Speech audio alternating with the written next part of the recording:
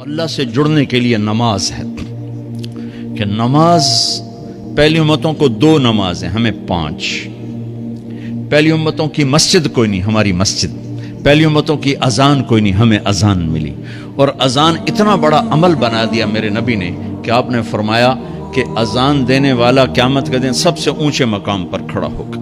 حضرت علی فرمایا کرتے تھے کاش میں اللہ کے نبی سے حسن حسین کے لیے مسجد نبوی کی اذان مانگ لیتا، یہ حضرت علی فرمایا کرتے تھے۔ اور جنگ قادسیہ میں مؤذن زخمی ہو گیا تو اذان دینے کے شوق میں سردار آپس میں الجھ گئے، کہتا میں دوں گا، ایک کہتا میں دوں گا۔ پھر قرہ اندازی ہوئی، جس کا نام نکلا اس نے اذان دی۔ حضرت عمر فرمایا کرتے تھے اگر میں امیر المومنین نہ ہوتا، اگر میں خلیفہ وقت نہ ہوتا تو میں مسجد نبوی کا مؤذن بننا پسند کرتا۔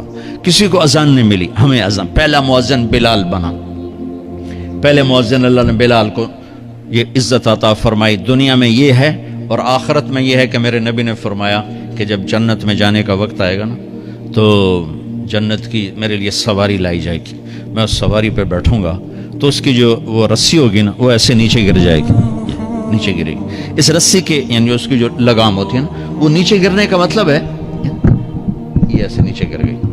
اب نیچے گرنے کا مطلب ہے کہ اس کی ڈرائیونگ میرے نبی نے نہیں کرنی، کوئی آنے والا ہے، کوئی ڈرائیور آنے والا ہے جو رسی پکڑ کے چلے گا، کوئی کوچبان آنے والا ہے جو اس کو پکڑ کے چلے گا۔ رسی کا گرنا ایک انڈیکیشن ہے کہ کوئی نصیب والا اب آئے گا۔ جب آپ کی سواری کھڑی ہوگی، رسی نیچے ہے تو اب سب کی گردنیں ایسے ہوں گی، کون؟ سب قیاس کر رہے کون کون کون؟ اللہ کی طرف سے اعلان ہوگا بلال کو بلایا جائے، بلال بلال۔ تو بلال آپ کی سواری کی لگام پکڑیں گے اور آپ نے فرمایا کہ سب سے پہلے میں جنت میں جاؤں گا اور بلال میرے ساتھ ہوگا، میری سواری کی لگام پکڑے ہو جائے گا۔ تو ہمیں اذان ملی، کسی امت کو اذان نہیں ملی۔ ہمیں 5 نمازیں ملی، کسی امت کو نمازیں نہیں۔ 2 نمازیں، ایک فجر کی 2 رکعت، عصر کی 2 رکعت۔ باجماعت نہیں، ان کو اپنی کتاب یاد نہیں، ہمیں قرآن یاد ہے۔ میرے مدرسے میں ایک بچہ اب ماشاءاللہ امریکہ میں وہ پڑھا رہا ہے، اس نے 30 دن میں قرآن یاد کیا۔ صبح یاد کرتا تھا، شام کو تراویح میں سناتا تھا۔ میرے مدرسے کا بچہ ہے، صبح بیٹھ کے مغرب تک پورا ہے سپارہ یاد کر کے اور عشاء کو تراویح میں سنا دیتا تھا۔ اللہ نے میں ایسا قرآن دے دیا کہ 1 مہینے میں بھی یاد ہو جاتا ہے۔ 3 دن میں بھی ایک بزرگ نے یاد کیا، 3 دن میں قرآن یاد کیا۔ اللہ نے ہمیں قرآن کی دولت عطا فرمائی، پڑھنے کے لیے 5 نمازیں عطا فرمائی، تہجد کی نماز عطا فرمائی، اوابین کی نماز دی، اشراق کی نماز دی، چاشت کی نماز دی۔ نماز کے کتنے دروازے کھول دیے۔ اور میرے نبی کی آخری نصیحت تھی میری امت نماز نہ چھوڑنا، نماز نہ چھوڑنا، نماز نہ چھوڑنا۔ اور اس 14 صدی میں کوئی موقع ہے نماز چھوڑنے کا تو وہ میرے نبی کے نواسے کی کربلا کا ہے کہ جب ظلم بھی انتہا پر تھا اور مظلوم بھی اپنی آخری حدوں پر تھا، اور کائنات نے نہ ایسا ظلم دیکھا، نہ ایسے مظلوم دیکھے، نہ ایسی پاکیزہ ہستیاں دیکھی، نہ ایسے درندے دیکھے۔ تو سورج ڈھلا، نماز کا وقت ہوا ہے تو آپ نے سبحان اللہ، آپ نے زہیر سے فرمایا کہ شمر سے کہو نماز پڑھنے دے، نماز پڑھنی ہے، امت کو پیغام دینا ہے کہ یہ کسی حال میں چھوڑنے کا کام نہیں ہے۔ تو انہوں نے آگے بڑھ کے شمر سے کہا نماز پڑھنے دو، انہوں نے کہا نہیں نماز نہیں پڑھنے دیں گے، ہماری تلوار چلے گی۔ انہوں نے واپس آ کر کہا جی وہ کہہ رہے ہیں ہم جنگ نہیں روکیں گے، تلوار چلے گی۔ تو پھر یہ نہیں فرمایا اچھا چلو ٹھیک ہے سر دیو، فرمایا اچھا آدھے نماز پڑھو آدھے جنگ کرو۔ آدھوں نے نماز پڑھی، آدھوں نے جنگ کی۔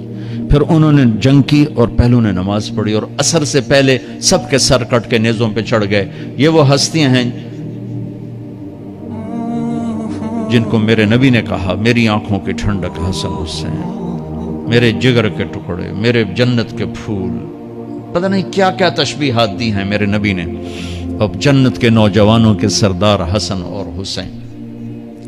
اور پھر نماز نہیں چھوڑی۔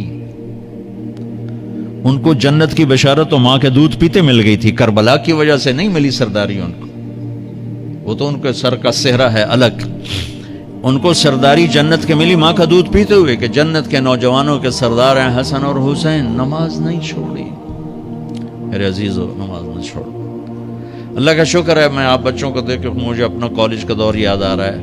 ہمارے دور میں ایک نعیم الدین صاحب گورنمنٹ کالج لاہور میں تبلیغ کا کام کرتے تھے، اور وہ اکیلے ہی نماز پڑھتے تھے، کوئی نمازی نہیں ہوتا تھا، اور کسی لڑکے کی داڑھی نہیں تھی، کسی لڑکے سوا سے ایک نعیم الدین کی۔ اب ہر کالج میں جائے داڑھیوں والے بچے نظر آتے ہیں، ٹوپیوں والے بچے نظر آتے ہیں، کوئی لڑکی کے سر پہ دوپٹہ نہیں ہوتا تھا، کوئی ایجوکیشن تھی۔ اب لمز جیسی یونیورسٹی میں بھی لڑکیاں پورے برقعے میں ہوتی ہیں، حجاب میں ہوتی ہیں، نقاب میں ہوتی ہیں۔ جہاں برائی کا گراف اوپر گیا تو نیکی کا بھی اوپر گیا، جہاں برائی کا لیول اگر بڑھا ہے تو نیکی کا لیول بھی بڑا ہے۔ اتنا بڑا میری نسل کا مجمع اللہ کی بات سن رہا ہے، یہ اس دور میں کوئی تصور نہیں کر سکتا تھا۔